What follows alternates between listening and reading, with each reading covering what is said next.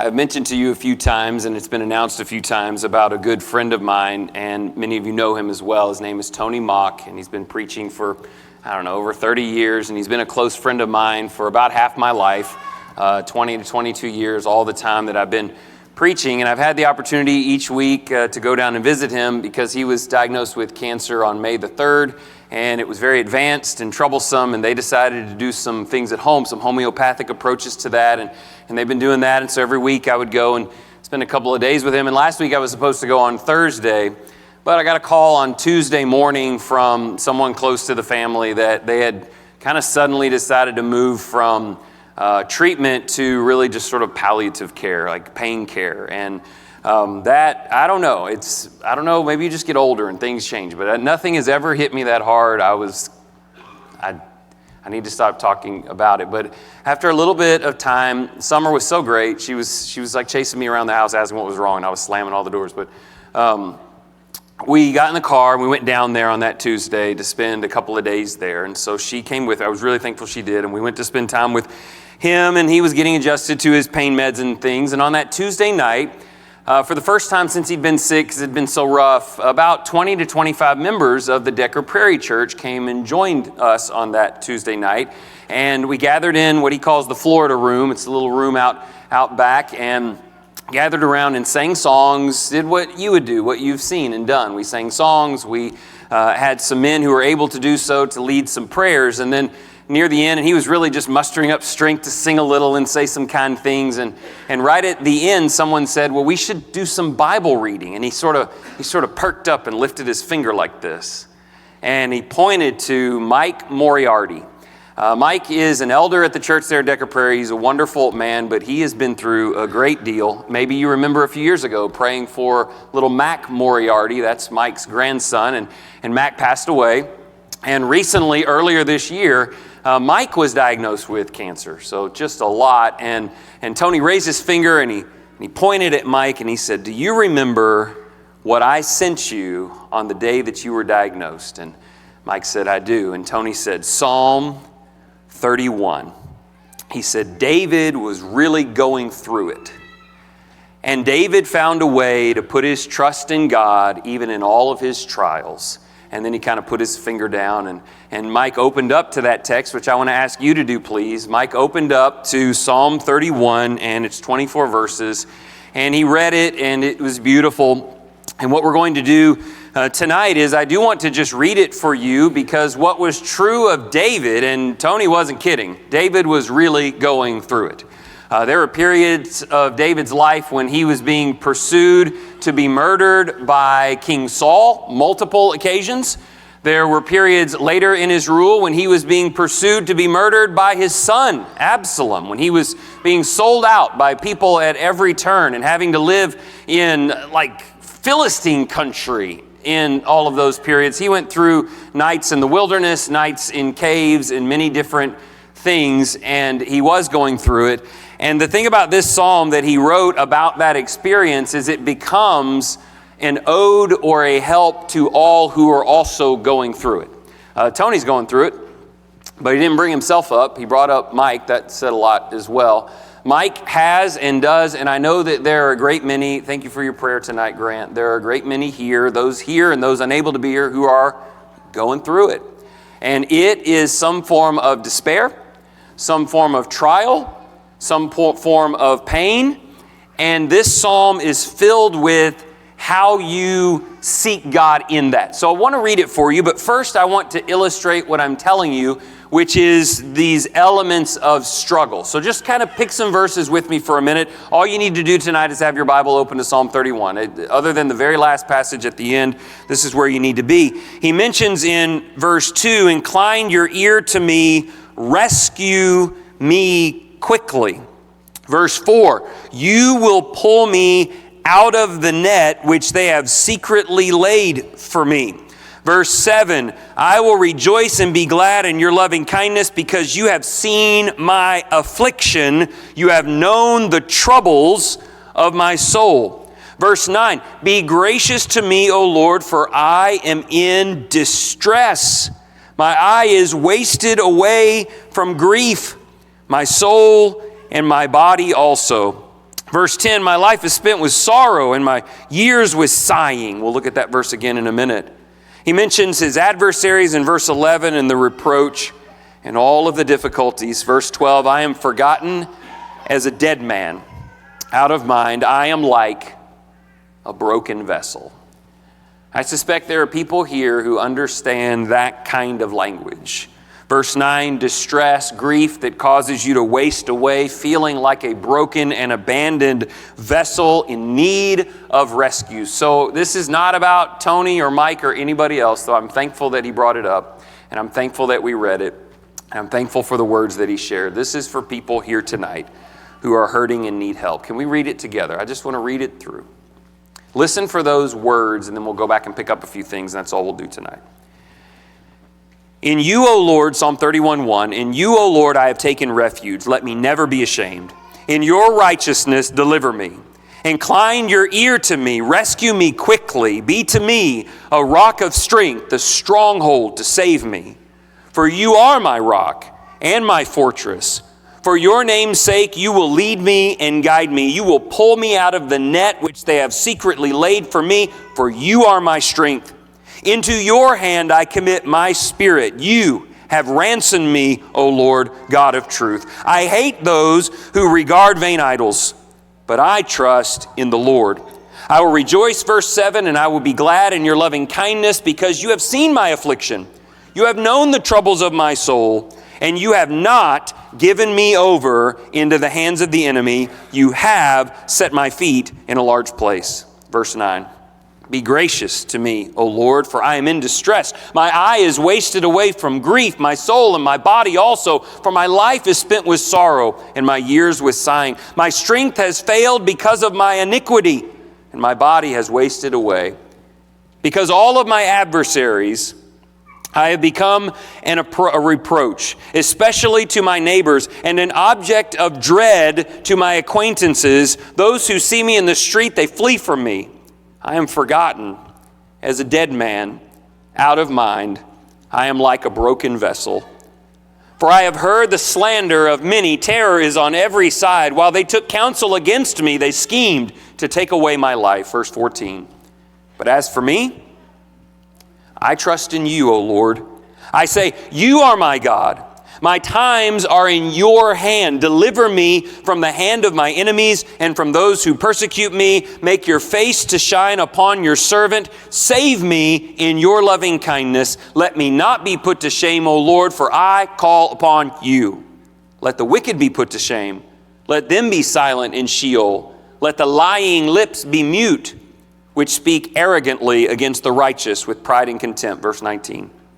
How great is your goodness, which you have stored up for those who fear you, which you have wrought for those who have taken refuge in you before the sons of men. You hide them in the secret place of your presence from the conspiracies of man. You have kept them secretly in a shelter from the strife of tongues. Blessed be the Lord, for he has made marvelous his loving kindness to me in a besieged city. As for me, I said in my alarm, I am cut off from before your eyes. Nevertheless, you heard the voice of my supplications when I cried out to you. Verse 23. O love the Lord, all you his godly ones. The Lord preserves the faithful and fully recompenses the proud doer. Be strong and let your heart take courage, all you who hope in the Lord. Beautiful psalm. Not been a centerpiece psalm for me until Tuesday night. Now it's a centerpiece psalm for me. You might have noticed in this psalm what caused some of this trouble, because I think that's interesting to talk about. You know, Tony is sick because his body is inundated with something that is of the decay of this world. Same with Mike and same with many here. It seems clear that there are two sources of David's trouble that I think we would categorize a little bit differently. One of them is very clear in the psalm. I'll use verse 18 as an example. There are arrogant, prideful, contemptuous men who are pursuing him, driving him out of his own city. May have been talking about Saul or Doeg or Absalom or any number of people. The sins of others are hurting my life. But it wasn't just that. Did you notice a little thing in verse 10? A little honesty on David's part. It's interesting that the psalm that follows this psalm is Psalm 32. where he talks about how desperate his life is because of his own sin, which he also needed to turn to God for help for. Verse 10 says, my life is spent with sorrow and my years with sighing. My strength has failed. He says, why? Because of my iniquity. In a simple word, all of the distress and decay and sorrow of this text is the result of sin. In specific terms, he said it's the result of my own sin. Psalm 32 certainly says that. He said it felt like you were squashing me when I was living in my own sin, and also the sin of others. But can I say something about, we were talking about this the next day, Tony and I were talking about this, that you say, well, what does that have to do with my cancer? What does that have to do with my heart disease? What does that have to do with people that I care about who are reaching the end of their life? And it is the evil days that the Bible talks about. Do you understand with me that all of that is the result of sin? Do you see that? All of it. Sin, we were perfect. We were in the garden. There was no sickness, no sorrow, no dying. Satan had no way to hurt us. We live in a failed physical world because we live in a world that has failed. And we're simply reaping the mortal outcomes of that. The truth is, sin is at the center of all of what is wrong here. And Satan gets his chance to inundate us with sorrow and sadness and death. But there has to be something about you. Regardless of you're sitting there going, I am having a tough time because of my health, I'm having a tough time because of my relationships, or maybe because of your own sin. My point is, all the answers are the same. This is the solution. This is what God would have us do. So here's a couple things I want to do. One of the things I noticed in my particular Bible when I opened to Psalm 31 is it's got colors all over it. I've color Bible marked the 150 Psalms, and I've been doing it for about 10 years, 15 years, something like that. And I know there are a few people here who have dabbled in it a little bit. I don't want to make tonight's lesson about color Bible marking. It's about so much more than that for me. But I did want to mention a little bit about how I'm going to show this to you in the last few minutes of our study tonight. There's color Bible marking. There's a Bible with some colors and stuff. There is, and I know it's too small to see, but I have it printed out for you. And also, both tables right now have double stacks of the bookmarks. You can pick them up. You're going to be like, where'd those come from? They've been there every single time you've been here. Every time. But maybe now you're like, maybe I'll give that a shot. They're right back there. And on the front, there's a lot of stuff for New Testament marking, which I probably teach more often. But on the back, there is stuff specific to how you read the Psalms and the prophets. Have you ever read through the Psalms and thought, I just feel like I'm reading the same thing over and over again? They're not the same thing over and over again. They have a tremendous amount of variety to them, but to the casual reader, it's just a lot of the same kind of thing. Have you ever thought about that when you're reading the prophets? I mean, yeah, a lot. Just seems like a lot. So this helps us identify some things. We mark things like in blue, sinful conduct. Then we underline in red, God's punishment for sinful conduct. That's all over the prophets. In the Psalms, we use a lot of green, where it's just like, here's what righteous people do. You're going to see that tonight. Here's what righteous people do. We underline in orange when God is at work, when God is doing something, when we're being blessed by God. You'll see that tonight. And we underline in brown. Brown's a really interesting one for me. It's requests that you make from God. The Psalms are filled with that. I can't underline it as a blessing from God under orange. I don't know if God gave it to him or not, but I know what he was requesting. And so what we're going to do, it won't take long to do. We're not going to do all those. I just want you to see in Psalm 31 at least 3 of these with me. So here's all we're going to do for the rest of tonight. I'm going to go back through and I'm going to show you verses that fit into 3 categories I want you thinking about. This is all what you'll pick up in the back is just this slide. And then at the bottom, I was able to go back and spend some time with Tony by myself the next day, and he brought Psalm 31 up again, and he quoted 2 little phrases from this psalm. And I'm pretty sure for as long as I have to live, I'll never forget my friend Tony quoting these 2 verses to me from this psalm. So we're going to finish with that in just a minute, so I won't take too long on this. First of all, I've already told you that the text is about trial. It's about feeling broken. It's about being hurt or cast aside or pursued. And yet the letter is more than that, filled with words about blessings from God, about the goodness of God. And I just want to read those with you again. So let's look at these 3 sections. Pick up with me in verses 3, 4, and 5. I want you to read this in your own mind, and I pray that your heart sings in truth in the support of it.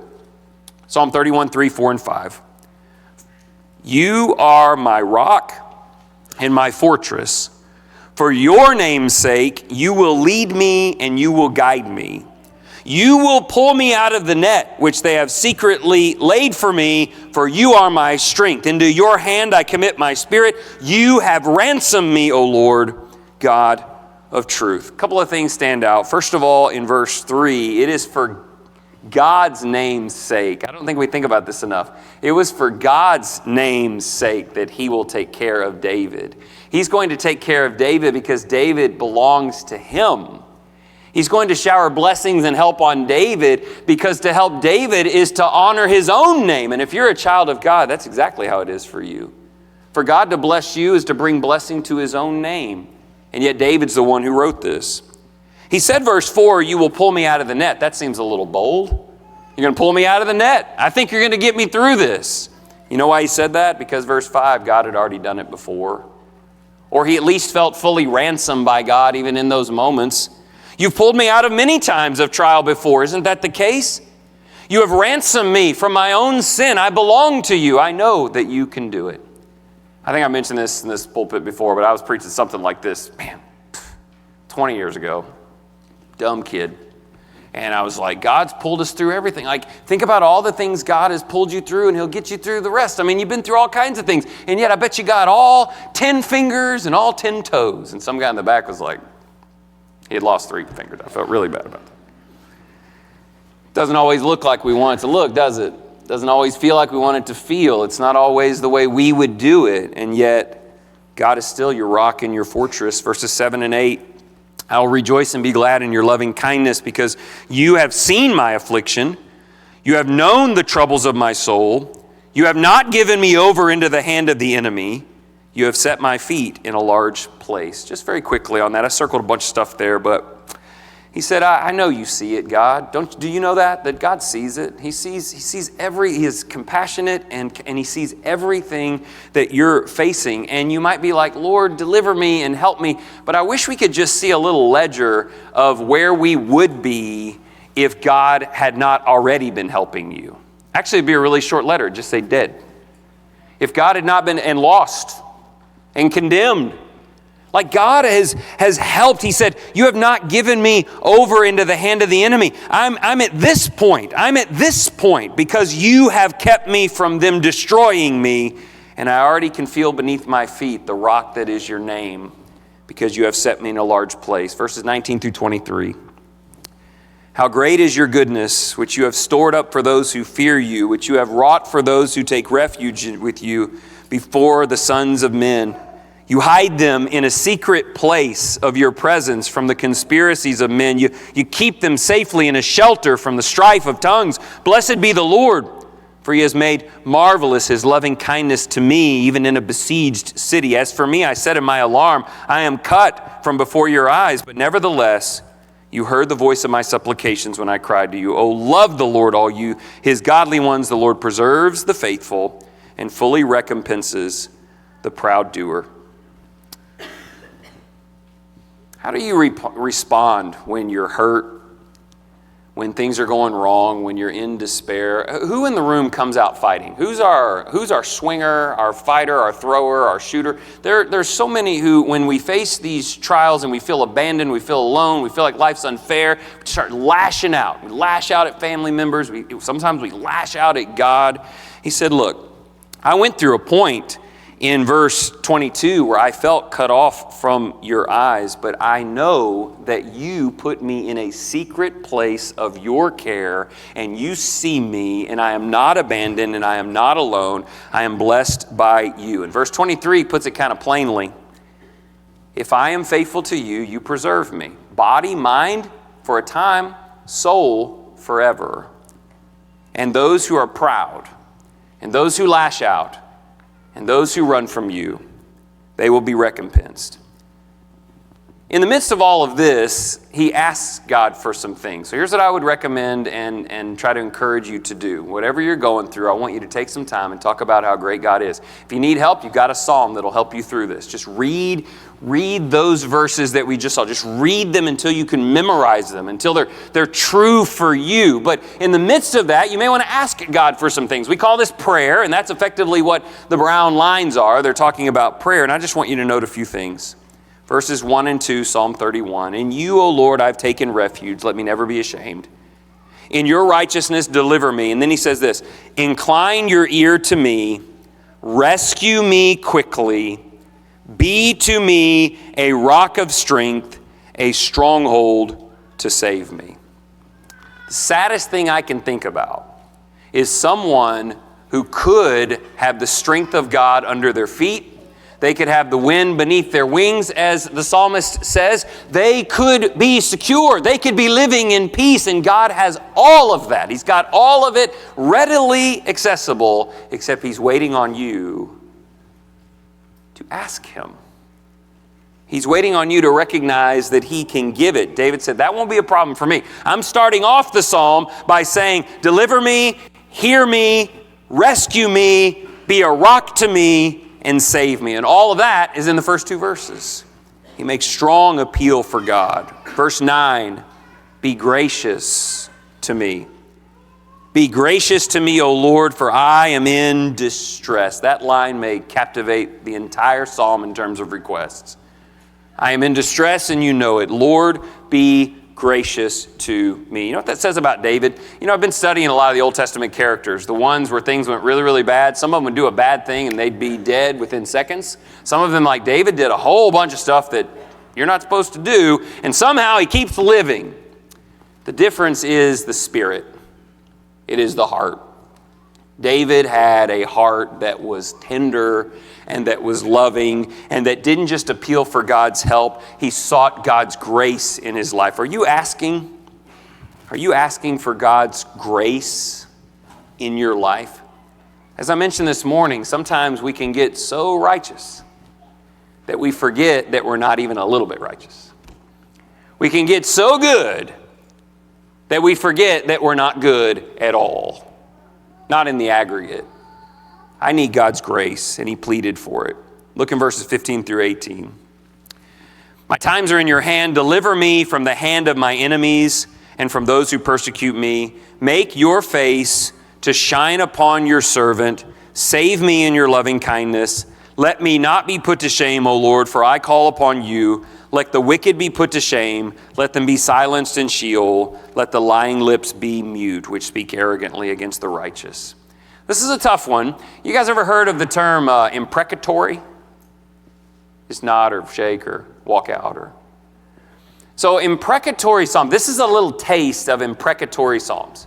Imprecatory psalms is when you pray suffering and death upon your enemies. You pray that God stop them, that he end them, that he punish them. There's a little taste of that here, isn't there? Let them be put to shame. Let them be silenced. Let them be made mute. And I've really struggled throughout my life as to whether I should be praying that way or not. Because it would assume that like I know everything about their hearts and I know everything about their lives, and I've decided that they're just evil. And so I don't know that about anybody. I don't know all of that about anybody. But I don't think that's the exact point here. The point here, Lord, is I want you to deliver me from those who try to hurt me. I want your light to shine on me and you to save me. If I'm going to be freed from shame, that shame may have to go upon the adversary. I think about the devil when I read this. Because again, whatever is hurting in your life, whatever is broken, whatever doesn't seem to be restorable in the flesh is because of the devil. He started that business and he's propagating that mess, and he is the enemy that is trying to destroy your body, mind, and soul. I'm praying for salvation. I don't know if I want to like roll right over him if I saw him in the street. I always wondered about that. That's an imprecatory song for kids. See the devil just roll him over, like back over and roll over him again. At least you know he's pure evil, so to ask God to judge him would be a good request. But I do pray that God stops the enemy. I pray that God, because if God blocks him, then the light is all I will see, and everything will be good. In heaven, look at the verse again, your face to shine on me. In heaven, it'll be all the light of the Lord and no adversary. I want you to pray. I want you to think about praying like this. Praying for deliverance and against the adversary. And then lastly here, and then a couple quick quotes. Underlined in green, I guess these colors came out okay. That's supposed to be orange. It's looks yellow, but orange is the blessings and brown is the requests. And I just encourage you to do this. Yellow for God's glory. You'll have psalms that are just full of yellow. And sometimes I just get up in the morning, I just need a God's glory psalm. I just need to read about that. But I've got some material that can help. But righteousness in green is kind of, and I put it in this order, this is what God is still doing. This is what God does. I'm asking him to help. I'm asking him to step in. I'm asking him to do his thing. But he's looking for faithful people, isn't he? I mean, it says in verse 23, he preserves the faithful. It says in verse 19, you have stored up, your goodness, your greatness is stored up for those who fear you. It's wrought for those who take refuge in you. So it stands to reason that you and I need to live lives of righteousness if we want this to work. So what are those things? Let's finish with it. Verse 1. First thing he said before he made a request is, in you, O Lord, I've taken refuge. Let me never be ashamed. I pray that's words you can say tonight, that everyone in this room can say, that you have taken refuge. Why do you need to take refuge? Because life is hard and mean and troublesome and it's scary. You need refuge. Jesus is and God is that refuge for us. Verses 6 and 7, I hate those who regard vain idols, but I trust in the Lord. I will rejoice and I will be glad in your loving kindness. You say, well, this is not a time to rejoice. I mean, he's in a cave somewhere. He's being sought to be murdered. The New Testament teaches that we have a spirit of rejoicing in each and every circumstance and situation. In James 1, we consider it all joy when we encounter various trials. In Philippians 4, we rejoice in the Lord always, even though the guy who wrote that was in prison. He said, I trust in you, and even in these times, I will rejoice and be glad in your loving kindness. It makes me think of the jailer, Paul and Silas, in that Philippian jail at midnight. Pretty good chance they were going to be killed the next day. Pretty decent chance. Middle of the night, they're singing and praying out loud. They're rejoicing because they know that God is in control. And it led to the salvation of souls. Verses 6 and 7 talk about his choice. Verse 14, he said, as for me, and he just talked about those who are against him, verse 13, the schemers. He said, but as for me, he doesn't say, I scheme back against them. He doesn't say, I'm going to try to take their lives before they take mine. David had a lot of chances to take a lot of evil men's lives, and he rarely did it. It's very interesting. But as for me, you know what I'll do instead? You know what I'll do? I'll just trust in you. I'll say, you are my God. I'm going to try that a little more in the remaining days of my life. Instead of how do I do back to one who has done to me, or how do I kind of be the hand of God's vengeance? Why don't I just understand that God sees all of this and he will make all of this right? And maybe I need to turn my attention to trusting in him as our great God. Verse 19, I mentioned just because it says, fear you and take refuge in you. And then here's how the psalm ends. Let me read verse 1 and verse 24. First of the psalm, in you, O Lord, I have taken refuge. Let me never be ashamed. End of the song. This is David's recommendation for everyone. Be strong and let your heart take courage, all you who hope in the Lord. Maybe that'll get you into it a little bit. Someone actually asked me tonight, without knowing what we were doing, what kind of markers do you use? Because no pens. Pens are bleeders. Just go to the store and get map pencils. You only need 6 to do this. And just maybe take some time. I think you'd find that advantageous. Okay, so I got to meet with Tony. We'll finish with this. We're in Psalm 31. The next day I got to meet with him, and he said that was one of his favorite psalms, and that it means more to him now than ever, things that you know that he would say. And he said there's just 2 phrases that just always stick out to me. He said one of them is the one that most of us know, and that's verse 5. Did that sound familiar to you, by the way, verse 5? Into your hand I commit my spirit. Does that sound familiar? I know somebody who said that. Do you? Jesus said that. In Luke chapter 23, we know that he said at least 7 things when he was on the cross. And one of the things that he said at the end, he said, it is finished at the end. And he said, into your hand or your hands, I commit my spirit. And then he breathed his last. And it's beautiful because it connects David's struggle with Jesus' struggle. It connects us with David, with Jesus. Got a lot of layers to it. But what really stuck out to me as he and I were talking is I've always read that line as a dying breath line. And Tony's not there yet. By the way, just to pick up on that, he got on some good pain medicine and nausea medicine, and he got up and preached for 4.5 minutes today at church. It's pretty amazing, actually. I've always looked at this as the last moments. Lord, I'm dying. I'm done. It's over. I'm just going to commit my spirit to your hands. But read this again. David's not dying yet. He said, you are my strength, verse 4. Into your hand I commit my spirit. You have ransomed me, O Lord God of truth. Would you consider committing your spirit to God while you're still alive? Could I convince you to do that? Don't wait till you get to the end of your life and go, okay, Lord, all of me is falling into your hands. The real rub on that is if you haven't been giving and you know what spirit is? You've been here for 2 weeks in the sermon. Spirit is you. It's your attitude, your heart, your faith, your who you are as a person. Like, give that over to God. But the problem is, if I don't do that in life and I try to do it in death, it'll probably sound as hollow to God as it's going to sound to me when I say it. Jesus said it at the end, but he lived it every day. One of the things that stood out to me was that I should be saying, into your hand I commit your spirit. It's interesting. I didn't know, okay? I don't know a lot of stuff. I didn't know that was a quote from this psalm. I didn't know it was in this psalm. And last week I was journaling. I was just writing the journal, writing prayers, and I started writing to God I started writing this. I went, into your hand I commit, and I stopped. And I thought, I ain't dying today. And I erased it. And I thought, I don't want to write that because God's going to be like, so you're done? If you're done, I'm done. We'll move on. No. And then this, I love learning things. It's my favorite. This is something that a living person does. In trial, yes, and also in rejoicing. And then the last one, and this was, by the way, his main focus, Tony's focus. He said, this is why I had him read it, and this is why it matters to me. And he said, this verse means a lot more to me now than it ever has. Small phrase in verse 15. Do you believe this?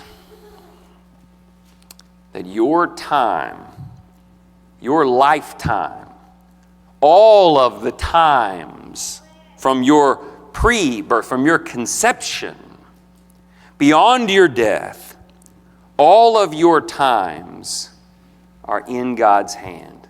You believe that? Just the good times, right? And the bad times. And the times when you don't know what to do, and the times when everything seems easy. All times belong to God. Tony told me, he said, that's the verse. Like, that's the thing. I'm trying to improve my health. We're trying some things. It looks like they aren't going to work. Maybe I'll get a few more months, maybe a few days. But you know what? My times are in God's hands. And he'll do what's right. And it'll always be right. He mentioned this, so I'm going to finish with it. Psalm 139. Psalm 139, my times are in his hand. By the way, you don't have to believe that to be true. You can go, I don't believe that. It's still going to be true. You can totally deny it. And it's still a fact that your life is in the palm of the hand of the Creator God, and he knows its exact length and extent. Better to turn and trust and to appeal to that and to find refuge in that hand. David felt that hand heavy upon him when he tried to sin against God. But here's what David knew that always brought him back. Psalm 139 here. Verse 16 will be fine. Your eyes have seen my unformed substance, and in your book were all written the days that were ordained for me, when as yet there was not one of them. Did you know that? Did you know that God knew everything about you before you were born? He knew things would be tough. He probably saw you doing it before you even did. He knew it. But he also knew that Jesus was a bright enough light to save every soul. That the body of believers is a warm enough group to bring people in and help them live again. And he knew that you could be useful to him no matter what that journey would be. Your times are in his hands. I wonder, if every day belongs to God, maybe I should use every day for God. I don't know, that seems stretchy. I think I pulled that now.